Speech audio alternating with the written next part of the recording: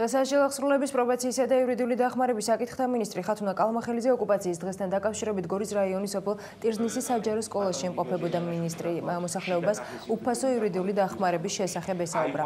იურიდიული დახმარების სამსახურის იურისტებმა კი ადგილობრივ მოსახლეობას აქტუალურ სამართლებრივი საკითხები გააცნეს და საჭიროების შემთხვევაში სამართლებრივი დოკუმენტების შედგენას დაფიქრდნენ. ვიზიტის მიზანი იყო ოკუპირებულ ზონასთან მცხოვრები მოსახლეობისთვის სამართლებრივი მხარდაჭერა და მათთვის უფასო იურიდიული კონსულტაციის გაწევა.